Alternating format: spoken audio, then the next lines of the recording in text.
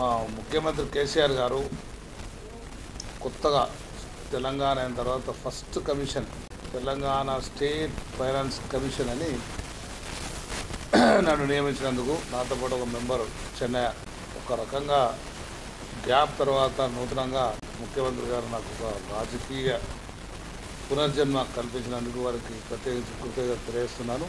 ఇది 73-74 రాజ్యాంగ సవరణ ప్రకారం అంటే అప్పుడు పిఎన్ఎస్ఆర్ ప్రైమ్ మినిస్టర్ ఉన్నప్పుడు ఈ గ్రామాలను కానీ పట్టణాలను కానీ అభివృద్ధి అంటే స్థానిక సంస్థలు అభివృద్ధి లక్ష్యంగా ఈ అమెండ్మెంట్ తీసుకొచ్చి ఈ అమెండ్మెంట్లో ఒక కమిషన్ ఉండాలి. రాష్ట్రాల నుంచి కానీ కేంద్రం నుంచి వచ్చే డబ్బులు పూర్తి స్థాయిలో సద్వినియోగం జరగాలి. గాంధీజీ కలలు కన్న ఈ గ్రామీణ వ్యవస్థ కానీ స్థానిక సంస్థల వ్యవస్థలైన పట్టణ మున్సిపల్ కార్పొరేషన్స్ అన్నీ కూడా పక్కడ్బందీగా అభివృద్ధి జరగాలనే లక్ష్యంగా అప్పుడు అమెండ్మెంట్ తీసుకొచ్చి గ్రామ పంచాయతీలు కానీ మున్సిపాలిటీస్కి జిల్లా పరిషత్కు అలాగే పట్టణాల్లో ఉన్న మున్సిపాలిటీస్ కార్పొరేషన్స్కి చాలా పవర్స్ నిధులు అంటే బాగా డబ్బులు ఇచ్చి నిధులు ఇచ్చి దీన్ని ఒక సంస్థను ఏర్పడేయడం జరిగింది.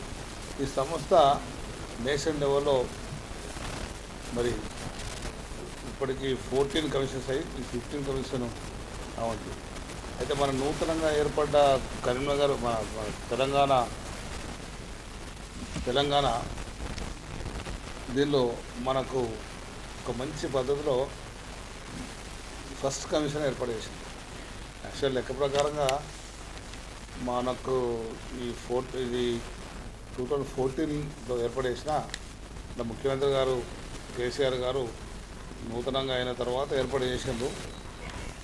ఇది ఏదో కారణాల వల్ల లేట్గా ఇది మొత్తం మీద కొత్త ఫస్ట్ నెంబర్ 1 జియో ఈ నాకు జనవరిలోనే ఫస్ట్ నెంబర్ 1 జియో అనేది ఇది ఇవ్వటం జరిగింది. ఇందులో ముఖ్యమంత్రి గారు ఇచ్చినప్పుడు కూడా ఈ నియామక పత్రాలు ఇస్తున్నప్పుడు కూడా పర్ఫెక్ట్గా ఏం చెప్పాడంటే ఈ గ్రామీణ వ్యవస్థను పటిష్టం చేయడానికి ఒక అనుభవజ్ఞులుగా జిల్లా చైర్మన్గా మినిస్టర్ చేసిన ఒక అడ్వకేట్ చేసిన మీకు చేస్తూ మినిమం 2,000 కోట్ల కన్నా రాష్ట్ర ప్రభుత్వం తక్కువ గ్రామాలకు అలాగే పట్టణాలకు కూడా ఇస్తుంది. దీన్ని పర్ఫెక్ట్గా చేయించవలసిన బాధ్యత మీ పైన ఉందని చెప్పడం జరిగింది. అయితే ఇప్పుడు బడ్జెట్లో కూడా రేపు రూపకల్పన చేసే దానిలో అంతకన్నా ఎక్కువనే కేటాయించే అవకాశాలు ఉన్నాయి, కేటాయించారు కూడా. అయితే పర్ఫెక్ట్ ఫిగర్స్ అదంతా నా డీటెయిల్స్ లేవు. మనం అట్లా మాట మంది జస్ట్ చిట్సాట్ లాగా అనుకున్నాం. అది అలాగే అర్బన్ డెవలప్మెంట్ కింద మున్సిపాలిటీస్ కింద ఏదైతే ఉందో దీని యాస్కి అంటారు. ఇది స్టేట్ గవర్నమెంట్ వాళ్ళు 20 లక్షలు అడుగుతుంది. సరే అది దాన్ని కోఆర్డినేట్ చేసి ఏదో తక్కువ చేసి వాళ్ళ ద్వారా సరే చేయించమని మా మెంబర్స్ దగ్గర చెప్పినాం.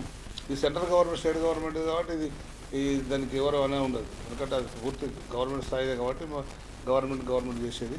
అయితే అర్బన్లో కూడా ఇప్పుడు మనం కార్పొరేషన్ హైదరాబాద్లో చాలా వనరులు ఉంటాయి, అది తెలవకుండానే అది బయటకు వస్తుంది. ప్రాపర్టీ ట్యాక్స్ ఉంటుంది, లేకపోతే అసలు గవర్నమెంట్ ల్యాండ్స్ షాప్స్ ఇంకా వగారా ఉండి కూడా వాళ్ళు వసూలు చేయరు.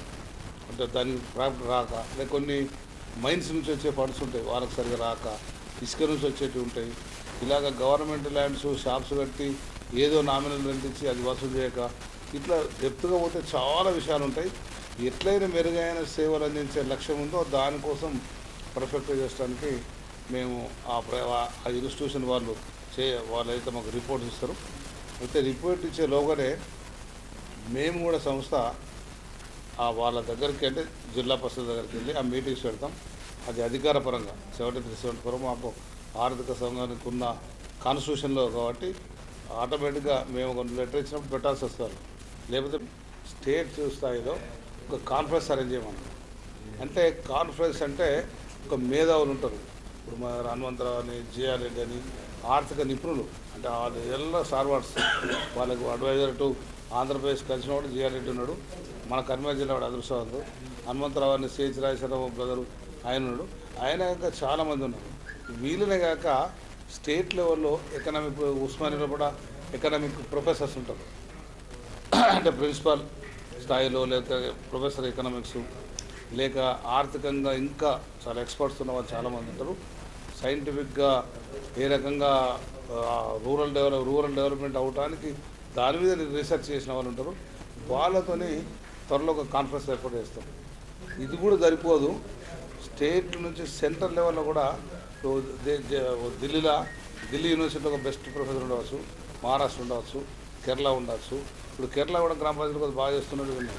అయితే వాళ్ళని కూడా అక్కడ ఎక్స్పర్ట్స్ పిలిచి నేషనల్ స్థాయిలో ఇక్కడే పెడతాం మీటింగ్ మా కమిషన్ ద్వారా ఈ డబ్బులకు గవర్నమెంట్ ఎంత అందిస్తున్నది జాతీయ స్థాయిలో రాష్ట్ర స్థాయిలో కాన్ఫరెన్స్ ఏర్పాటు చేస్తే ఇంకా క్లియర్గా వస్తుంది. గ్రామాలను పట్టణాలను ఎలా స్థానిక సంస్థలను అభివృద్ధి చేసి వాళ్లకు నిధులు ఎలా చేయాలనేది. అయితే ముఖ్యమంత్రి గారు మాట్లాడినప్పుడు కూడా వారికి రిక్వెస్ట్ చేసినప్పుడు ఇచ్చడానికి కూడా పవర్ సిస్టానికి కూడా రేపు చట్టం ఎంత నేను చెప్తే బాగుంటుంది, రేపు పంచాయరాజ్ అమెండ్మెంట్ చట్టం కూడా రాబోతుంది. అయితే ఇచ్చినాక తర్వాత వాళ్ళు బాధ్యతగా గ్రామాలను డెవలప్ చేసి మాస్టర్ ప్లాన్ చేసి అదంతా కూడా వాళ్ళు సరిగ్గా చేయాల్సిన బాధ్యత కూడా ఆ గ్రామ పంచాయతీల మీద ఉంటుంది. అంటే సర్పంచ్ మీద వాళ్ళ మీద ఉంటుంది. నిధులు కూడా ఇచ్చి డెవలప్మెంట్ కోసం కృషి చేస్తామనేది మా ముఖ్యమంత్రి గారి ఆలోచన. దాన్ని మేము ఇంప్లిమెంటేషన్కి కాన్స్టిట్యూషన్ పరంగా మా ప్రయత్నం మేము చేద్దామనే లక్ష్యం, అది మా ఉద్దేశం. ఈనాడు ఉగాది పండుగ సందర్భంగా మన జగిత్యాలకు ఇచ్చేసిన గౌరవ state finance commission chairman Shri Rajesham Goud గారికి సుస్వాగతం. అదేవిధంగా ఉగాది శుభాకాంక్షలు. ప్రెస్ మిత్రులందరూ కూడా ఉగాది శుభాకాంక్షలు. మన ఒక సీనియర్ మంత్రిగా, జిల్లా పరిషత్ చైర్మన్గా, సుదీర్ఘ రాజకీయ అనుభవం గల గౌరవ పెద్దలు రాజేశం గౌడ్ గారు స్టేట్ ఫైనాన్స్ కమిషన్ చైర్మన్గా నియమించబడడం నిజంగా హర్షదాయకం. ఇప్పటికే ప్రజలందరూ కూడా చాలా సంతోషంగా వారి హర్షాన్ని వ్యక్తం చేయడం జరిగింది. గౌరవ ముఖ్యమంత్రి గారు ఒక గొప్ప నిర్ణయాన్ని తీసుకున్నారు. ఎందుకంటే కింది గ్రామ స్థాయి నుంచి వచ్చిన వ్యక్తి మన రాజేశం గౌడ్ గారు. వారికి గ్రామీణ వ్యవస్థ మీద పూర్తి అనుభవం, వాటి గురించి పరిజ్ఞానం మొత్తం ఉన్నది. అదేవిధంగా ఒక న్యాయవాదిగా చట్టం గురించి తెలుసు. ఒక మాజీ మంత్రిగా, జడ్పీ చైర్మన్గా ఎలాగా ఈ వ్యవస్థ నడపాలనే పూర్తి అనుభవం ఉంది. కాబట్టి అలాంటి ఒక సీనియర్ నాయకుడిని ఒక స్టేట్ ఫైనాన్స్ కమిషన్గా చైర్మన్గా వేయడం ఇది తప్పకుండా మన తెలంగాణ రాష్ట్రం మొత్తానికే లాభమే పని. ఇది నిజంగా మన గర్వకారణం జగిత్యాల ప్రజలందరికీ కూడా. ఎందుకంటే మన జగిత్యాల ప్రాంతవాసి తెలంగాణ రాష్ట్రం మొత్తానికి కూడా ఒక సేవ చేసే అదృష్టం కల్పించింది మన కేసీఆర్ గారు. మరి వారి సేవలు మరి ఎక్కువగా మన జగిత్యాల ప్రాంతానికి ఉంటాయని చెప్పి భావిస్తూ